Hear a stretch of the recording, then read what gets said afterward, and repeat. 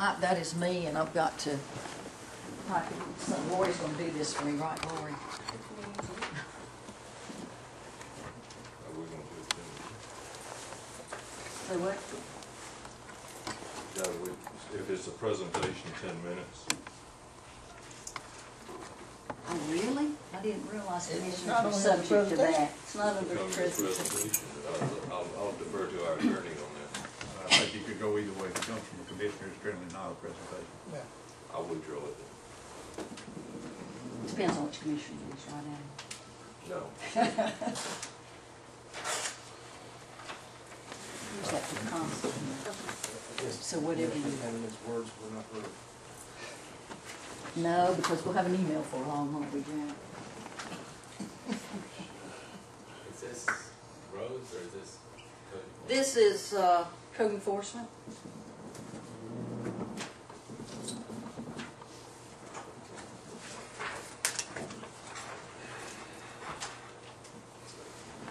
While Lori's getting that up, what I wanted to bring up about code enforcement, when we had our last meeting, it was brought up about the Rollingwood Cove area and all, and Mr.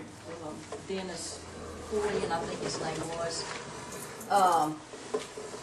brought up about we need to look into code enforcement, and some people that live in that area have gone up there and taken these pictures and brought them to me on a flash drive, and Lori was gracious enough to show me or get it set up so we could see them.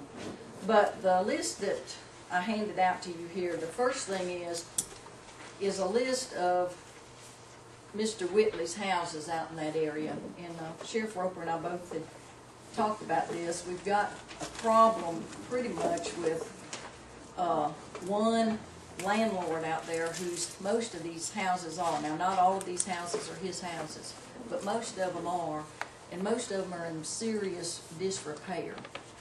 Behind this list that you have is an article that was in the Covington News about how a landlord was hit with these citations and got several $1,000s of fines because the houses were in such bad shape.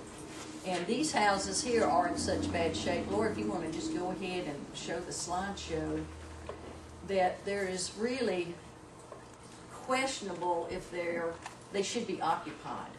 Some of them have, as you'll see, no windows in them. The doors are bottom. You can see this one here, the siding's coming off. The roofs have holes in them in a lot of them. This one next one, all the junk piled up that's there forever. It goes on, and this house here is relatively nice, but it's vacant, so it won't be long, and it'll also be burglarized and vandalized. More junk. And the thing about it is, if we don't have some code enforcement in this area, you're going to continue to breed crime, and you're going to continue to breed drugs. More junk. And that's what's been happening up there. This house here has no windows in it. All the windows are all broken out of it. You can see this is boarded up, no windows. This is just junk. This is what you see on 212 as you come into our county. There's a couple more here I wanted you to see. That one, again, no windows in it. Junk piled up all over the back. More junk. And there seems to be no reason to me that we don't have code enforcement out there doing more than writing warnings, because these things have been like this for a long time. They haven't just happened. See this?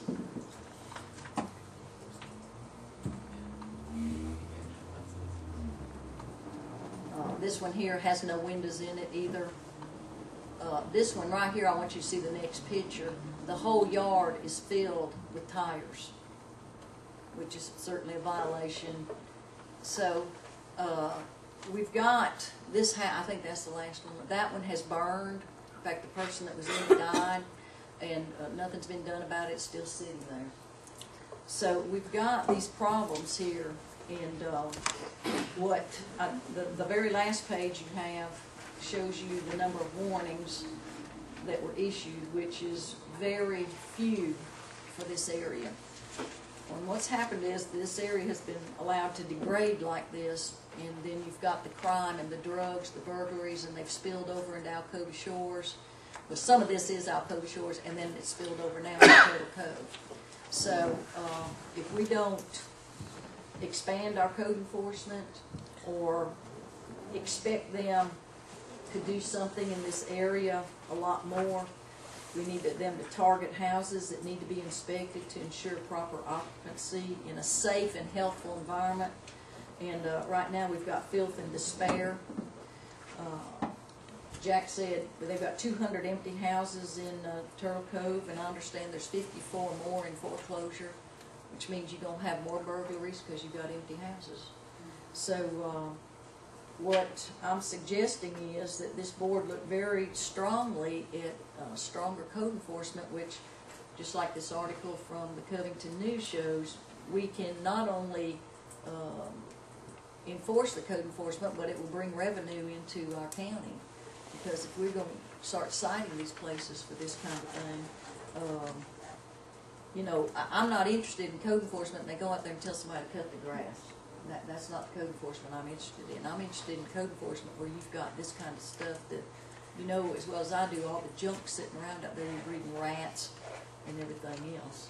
So I don't know exactly how we're going to keep the landlord from renting the houses when they're not up to code, but obviously Newton County knows how to do it because it's shown in the article in this paper. That's exactly what they did. So Mr. Whitley here, and I don't mean just to pick on him, but he does have the majority of the houses out there that are in disrepair. He lives out of our county, so he doesn't care what our county looks like. When you drive in Highway 212 and you cross the bridge, what you're seeing is junk, and that's the first impression a lot of people get of our county. Because a lot of people don't realize Jasper County's on over.